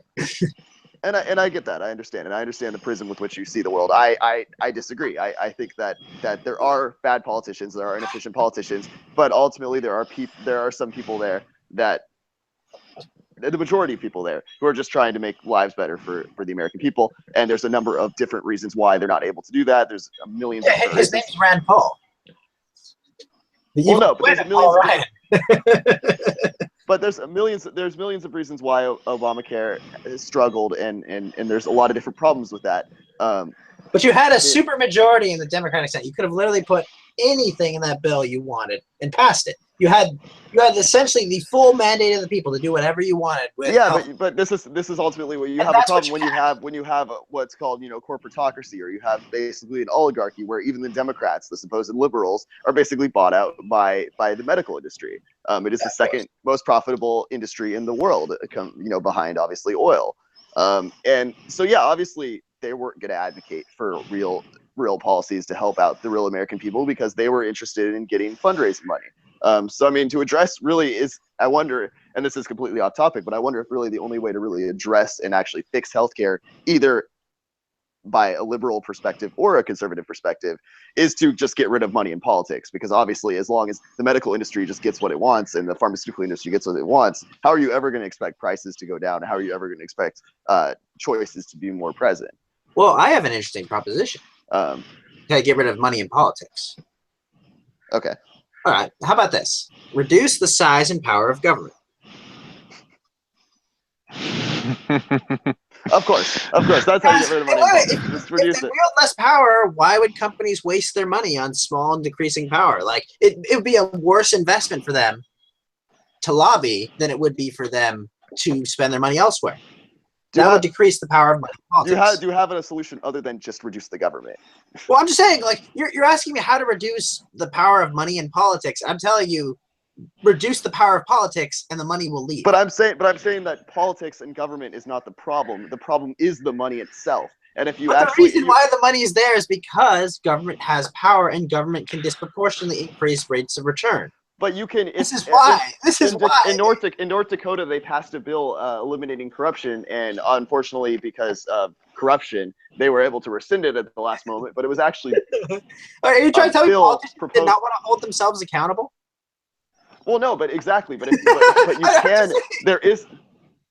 But there is a way to do this, and yeah, obviously it's something that's far ingrained and involves a constitutional convention, et cetera, et cetera. But that is at a core the solution to a lot of the problems, is because really healthcare is too high because of lobbying interests, because of companies getting what they want on everything, and the American people and what they need always taking a back seat.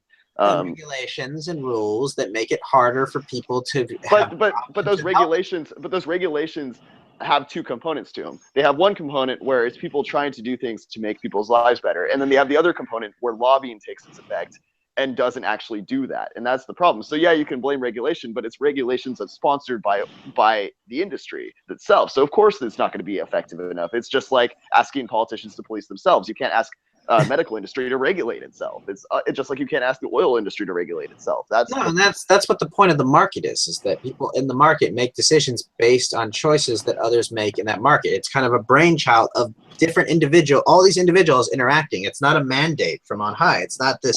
It's not commanding that something happen. It's people making decisions. But again, I just have never seen that actually work in real life. It seems like a fantasy to me. It seems like a utopian society where we don't need government to provide things because everybody just has these own individual decisions and does their own things, and life is great. Well, my point is getting closer to that system. I don't have to see it work to know that it can work better than what we have here. To me, it feels like there's a lot of unintended consequences from immediately just eliminating the government blanket wise. Well, no, there are threats. There are external threats in the world that make this impossible. That's the problem. I'm much more terrified about the state of healthcare than I am of ISIS personally. But no, I'm talking about Russia. I'm talking about Russia and China. I'm talking about countries that if we eliminated the government, even then. But again, we're going to seize our territory. We're getting way off topic there. North Korea is my biggest worry. Yeah, I guess I can. North Korea can make a nuclear weapon and throw it at the DMZ.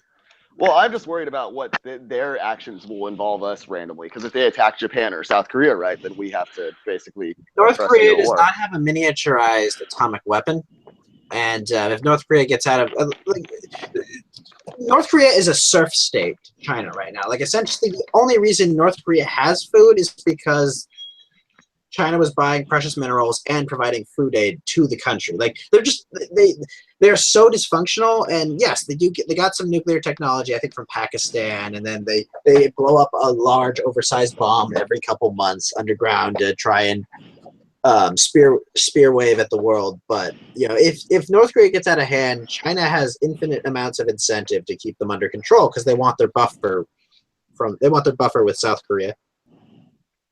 Have you seen Kim Jong-un's basketball stat line though? Oh no! Is he averaging a quadruple? I'm gonna see. Yeah, he's averaging a quadruple double. I'm gonna see. I'm gonna see if I can find it real quick. 1 second. Because it was freaking ridiculous. It was like 115 points and like 25 rebounds. It was just some like ridiculous. Let me see if I can find.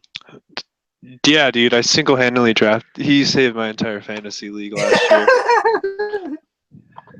Like him in the championship game. Oh my god. Yeah. Yeah. So is the rules in North Korean basketball that if he shoots the ball, it's an automatic 3-pointer? I'm pretty sure. No, they have crazy ass rules. Like if you're really looking for something to deep dive with, like tonight, like looking up the basketball rules, like they have like 10-point plays from if you throw it from the other side of the court. Like I think a half court shot is 5 points. Like it's ridiculous. Is that where Mark Cuban is getting his 4-point? That's cool. No, the 4-point thing is another thing that's gaining interest in the league. Actually, the 4-point play, another line, that's a completely separate thing, but it might be based loosely on Rodman going here and noticing all the crazy rules. Oh wow, slam dunks are worth 3 points. That's pretty cool. Well, yeah, and I think what they do when he wants to slam dunk, I think like he has somebody lift him up and then he just does it. Yeah. Dude, that'd be cool if a block was worth a point. I'd be fine with all of that. I think that would be. That would make defensive players so much. Oh my god. That'd be like a negative point, basically. Dwight Howard would be just a monster. Yeah. Yes. So yeah, I think we're running up against the clock. You guys have any final issues you want to talk about in regard to? We pretty much just focused on healthcare. We didn't really talk about anything else. But I think I think we did it to justice with talking about this enough. I want to hear your thoughts on the wiretapping claims. Oh, okay. You mean, well, All right, yeah. So let's finish up healthcare first, and then we'll get to that in a second, Sure. and then we'll conclude. Steven, do you have any other thoughts on healthcare you want to touch real quick before we move on? No. This issue deserves the closing attention. All right. Okay. So yeah, let's jump to the wiretapping. So if our listener is not aware, about last week in the morning, Trump tweeted out that Obama had been wiretapping, and didn't really offer any proof. And just kind of said there should be an investigation, even though he already said that there's proof. I think this is just another long list of things that proves that our president shouldn't be using Twitter more than listening to his intelligence briefings. But nonetheless, I think it's just kind of funny. I mean, I don't believe it. I think it's kind of absurd. I also don't think it's that.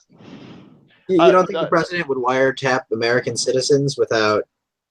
It's not that I don't think that he would. I just think it's kind of fun. It's again the whole factless America thing. Like if he had proof of it, sure, fine. Well, but he's just saying things. There was a FISA warrant, I believe, in June of 2016 for Trump Tower, which was denied, which is amazing because FISA requests have like a 99% success rate. Yeah, so it was too broad, which is amazing. But again, so it was denied in then. October. They were granted a FISA warrant. And now, look, I'm not accusing the president of spying on his political enemies. I'm not. However, we all do know that the PRISM program did happen, and American citizens, thank you, Edward Snowden, were spied on with impunity by our government. Yeah, no, but he wasn't making. That's the whole thing. Again, this is the problem with what. This is why I take our president seriously, not literally. Yeah, but again, that's just kind of crazy. I mean, you're just basically saying. So he's just saying he's making a statement about broad wiretapping in general. He's not saying that the president, because he accused the president of wiretapping him. I don't know if that's what he's making. I don't know for sure if the president was not, if they didn't. I mean, we know no proof. If he has proof, then present the proof. Like it's dangerous for our leader of our country to just say to make these broad accusations without backing them up. It's just absurd. Like accusing our president of being a Russian plant, or here's what I find. There's more evidence of that than he wiretapped. No, there's less evidence. But the interesting thing is that what was it? Oh gosh, that. The New York Times had articles where they said wiretaps reveal leaks about the Trump administration, and they went back in their archives and changed those articles to take out the word wiretap specifically. Well, maybe they edited it. I think you're buying too much into that. But specifically, as soon as the claim that Obama had wiretapped, and they immediately went back in their archives and like scrubbed the word wiretap from probably because conservative talk radio would eat them alive. That's the whole thing. This whole thing started from conservative talk radio. You know that's what he got. It wasn't Alex Jones, but it was. I have a question. Where's the liberal talk radio? What do you mean? Where's the liberal talk radio? Why isn't there liberal talk radio? There is plenty of liberal talk radio. Like what? It's called the Young Turks. That's not talk radio. That's just funny. Well, no, but it's liberal media. There's plenty of there's Best on the Left. There's the Majority Report. I won't have you besmirch the word liberal by calling a bunch of progressives like the Young Turks liberal. No, I won't have you. But that's your opinions, and that's not. Come on, man! They spit out Alex Jones. Yeah, Alex Jones is a fucking idiot. Alex Jones. Alex Jones is a fucking idiot. So Alex Jones. Look, Alex Jones is Bill Hicks. Okay, we all know. I love that conspiracy. You're getting caught up in titles. It's like arguing whether something is metal or hard rock. It's pointless. It's still you're just arguing over semantics at this point. I know. I just remember I was just laughing so hard. The Young Turks. Oh, come on! You're saying this is a hoax. This is a hoax, and then 6 months later. Well, okay, but basically, my broader point is that Donald Trump hears things on Fox and Friends in the morning, tweets about it like as if it's real. When Fox and Friends is not news, it's bullshit. And just takes that and runs with it. And he got this from conservative talk radio, who basically said, "Oh, I don't have any evidence of this, but wiretapping the president. It happened." And I think the other point is that writing an article about it, and I don't know the veracity. Yeah, no proof. No proof whatsoever. He's lying. It's blatantly lying, or at least if he's not lying, he's just not.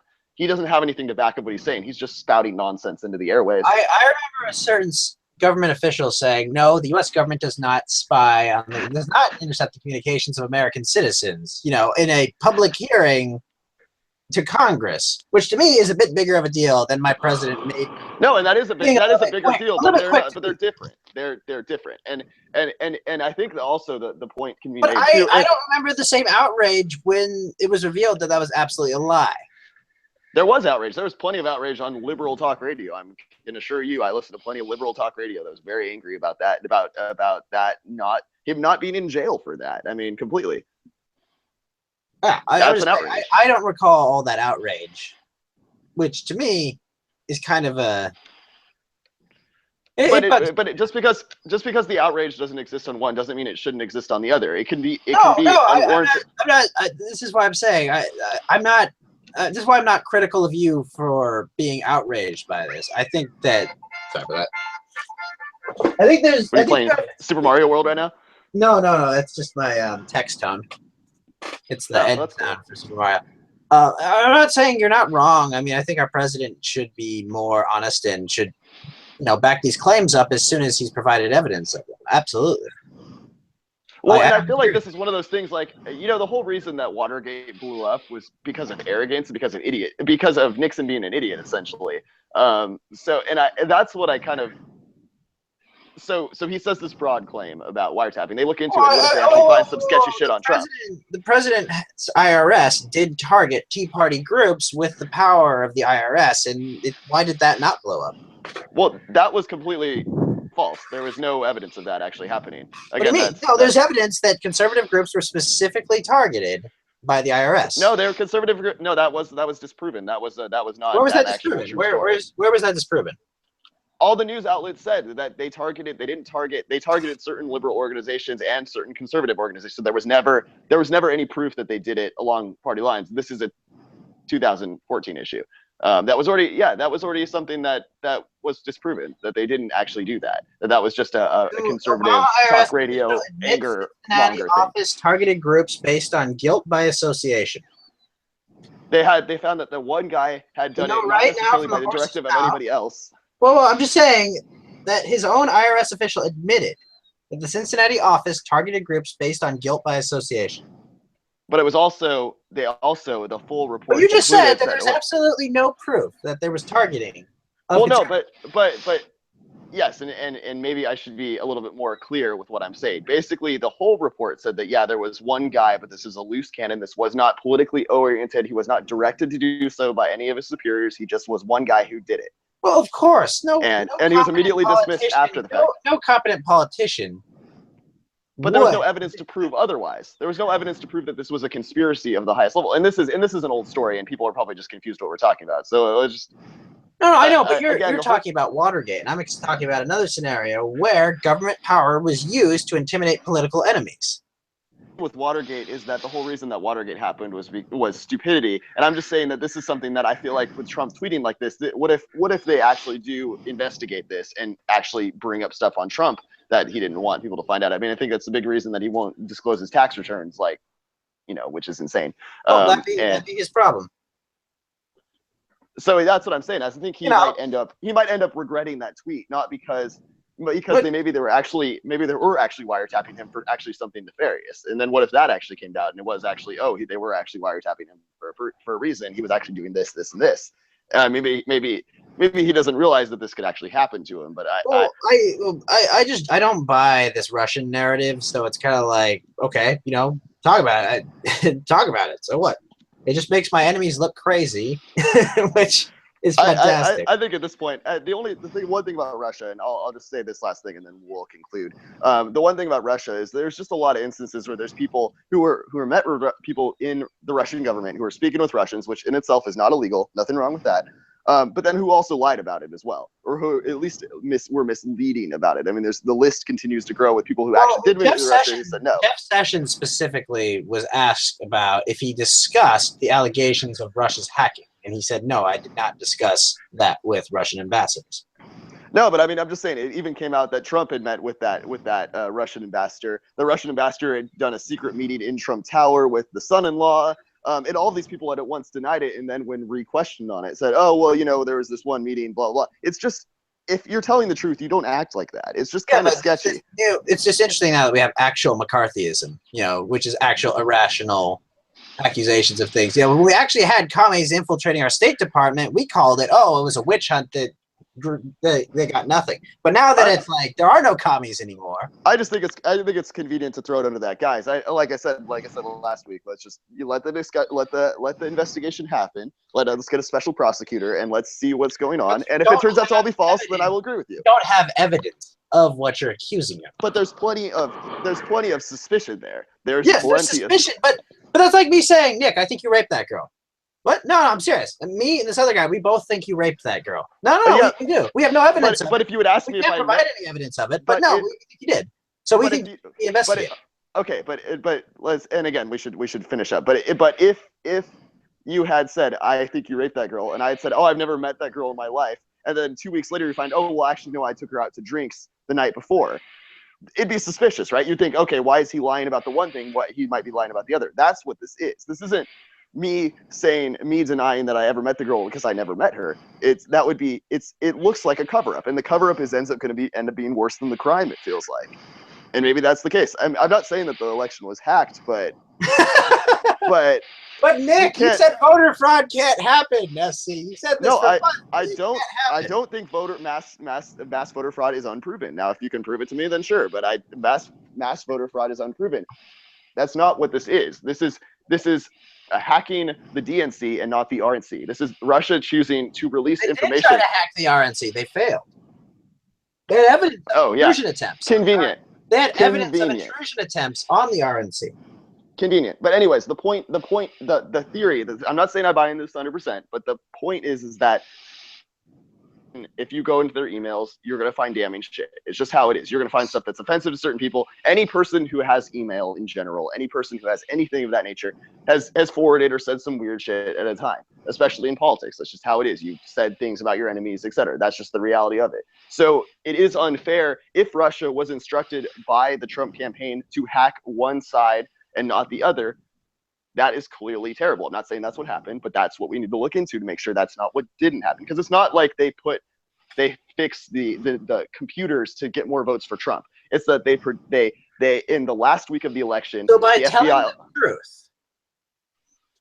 But by telling the truth on one side, both sides have all of this damning stuff. Every politician is going to have damning stuff on their computer. The U.S. media served the function of the other side. So when the U.S. media served the function for the other side, guess what? Hackers on the internet serve the function of getting dirt on Hillary Clinton because she would not disclose her speeches to private investment banks. Well, and if you're saying that it was just a gotcha moment, fine. But there was plenty of gotcha moments for Trump that didn't. Yes, there were, and the media was doing its job there. They were doing their job with President Trump. They were not doing their job for candidate Hillary Clinton. Okay, and I can agree with that to a certain extent. But again, we should probably end. Because if they were doing their job with Hillary Clinton, never won the primary. Well, and that's a discussion for another time. I think there's draw to the point. Again, let's just have the investigation and let's see what happens. If it turns out that there's nothing, then fine. I will agree that the Democrats look incredibly stupid. But if there is something here, then we can't ignore it. Yeah, sure. If there's something there, I just think it's a waste of resources. And I don't. I think there's enough suspicion and enough of people acting shady. It's just people acting shady. If they had just come out and said, "Oh yeah, we met with the Russian ambassador once before, and we just talked about this and that," but no, they said, "Oh, I didn't meet him," and then it turned out, "Oh, we did meet him. Oh, wait, we didn't actually talk about something. It was just this other thing," and blah blah blah. And that's where. But did he actually meet with the Russian ambassador? Yes, they did. You said he met with like his son. Well, no, there's reports now that it just came out, and that's the thing. This keeps snowballing as they continue to lie. They continue to he met with Trump himself too, as well as his son-in-law, as well as Carter Page, as well as no, but was that a meeting of public record? As well as Paul Manafort, as well as Kellyanne Conway, as well as all of these people within the Trump administration. Were these meetings of public record? No, they weren't. Because if that's not a public record, they don't have to disclose it. Well, no, but then when you're asked about it, you shouldn't lie about it. That's the whole point. It's not that they. Well, my point is, if it's not public record, why should they disclose it?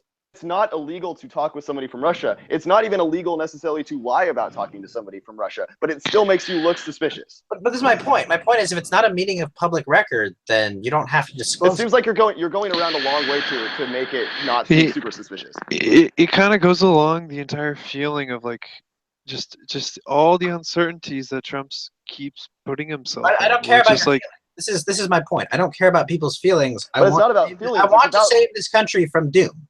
That's But it. it's not. But it's not about feelings. I want to It's give about this what is country real. a chance for a better future. So yeah, I and that requires trust. no, no, I don't Yes. have Yes, to it trust does. politicians. I've never trusted politicians. So, but you trust No, Trump but with all your life, though. I trust Trump way more than any politician that I've ever seen. Yeah, he's just as much of a politician as the rest of man. them. But you're just as much of a sucker as the people you claim to hate. But you know what? And again, we can again continue this at another time. Let's just see how this develops. It's been 50 days, and we created how many jobs last month? And Dow is at None. 21,000. Temporary. Economic the Dow's been on an upswing since last June. So to say that no, the Dow has been on a massive upswing. Ghost, you sound like a total partisan and, hack right now. I mean, come on. and the Dow, but Look, the Dow's economic also optimism is at an all-time the markets also have tempered out now to see actual plan. They got excited, most certainly. Yes, Trump's administration did excite the markets. I will not deny that, but they're not growing as fast, and they're going to be a lot more hesitant in the future. You know, once policy in his time continues on, I like to see how the markets react to that. Yeah, FIFA's already said that we won't have a World Cup here in 2026 because of Trump. They've already said that because of Trump's travel ban, they're not. They're gonna pull us from having. Soccer's a dumb sport. Soccer's a dumb sport. Okay. Yeah. All right. Look, if the World Cup is going to go to what, Qatar or the UAE or Yemen, you know, which one of those is the country that has slave labor, modern slave labor? FIFA might be. I'm just saying, a country with modern slave labor to build their stadiums, they'll accept that. But oh no, Trump wants to restrict. Well, no, because the whole point is that you can't have who do not comply with our laws. Sure, that's where they draw the line. It's good to know where their morals are. FIFA has no morals. Look at I mean, they had a lot of why do I issues care themselves.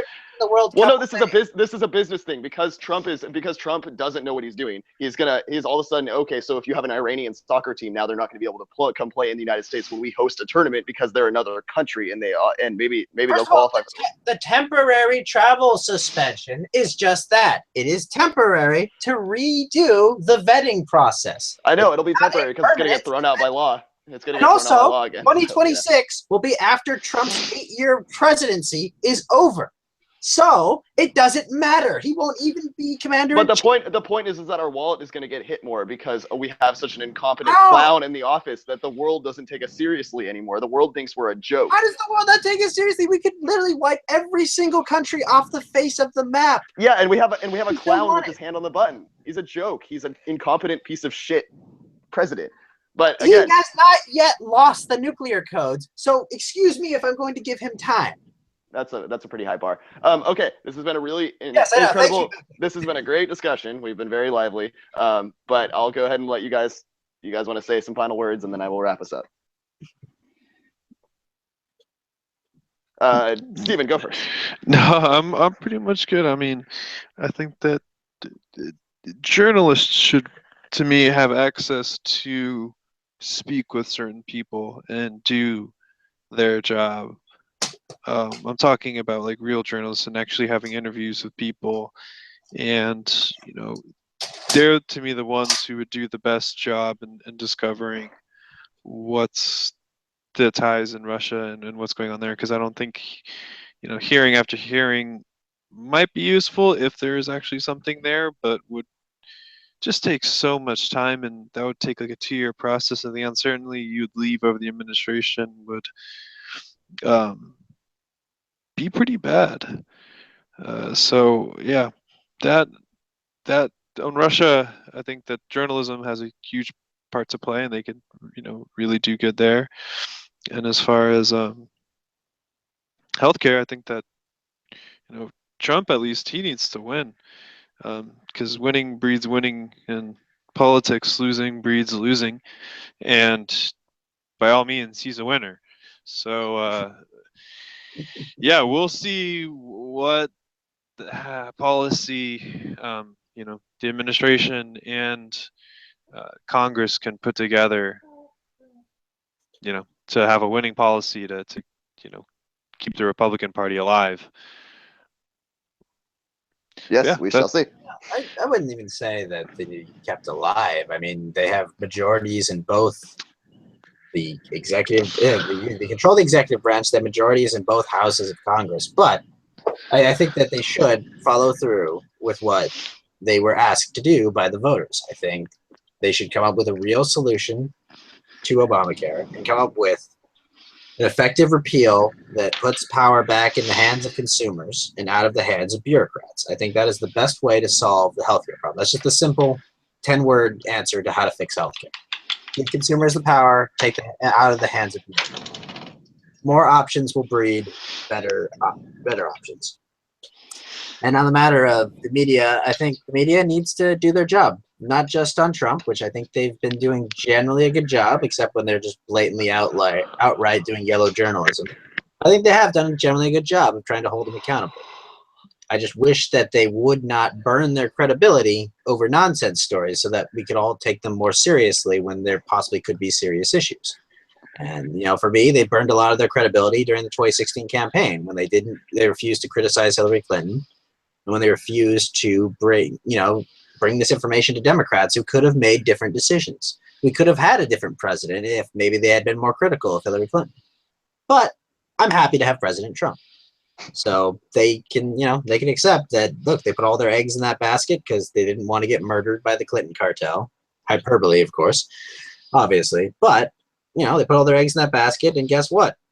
People like me won. We have a chance to bring a brighter future. We have a chance to fuel this economic optimism and bring hope and change to this country for the better. And yeah, that's about it.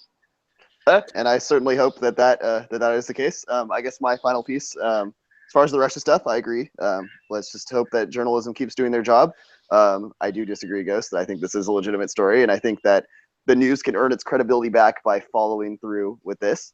But as far as healthcare is concerned, I do get what conservatives are saying, and I get how Obamacare has been disastrous in a lot of ways. I guess the one thing that I would say is that, again, I feel like when we discuss these things, we are the philosopher sitting amongst each other discussing the broader implications of political ideas, and that's great, and I love that. But I think we do oftentimes forget about the single mom that is going to lose health insurance because of this, or whose premiums went up because of Obamacare, and all she wants to do is provide for her daughter or her son without completely bankrupting themselves. And I think politicians in general need to always put that first. And whatever solution it is, that's the solution that I'm for. Whether it's a single mandate, whether it's private health insurance, whether it's single payer, all of these different complicated ideas. I just ask that our politicians, and I ask that our people in general, we look at the most important thing is that people are healthy, and that people have the services that they need. So I just hope that this works out well. I don't want the country to burn just for Trump to fail. I do ultimately want things to be good and better for everybody. And when they're not in 2 years, I hope the Democrats sweep in elections, but we shall see what happens. Thank you, everybody, for listening. This has been Diploma Sports, an intelligent intersection of politics and sports. My name is SC. We have Ghost and Steven on the line. Thank you, everybody, for listening. Make sure to check us out on social media at Twitter, diploma_sports, and facebook.com/diplomasports. And make sure to like and share our YouTube videos as we need all the support we can get. Thank you, and have a good night. Have a good night.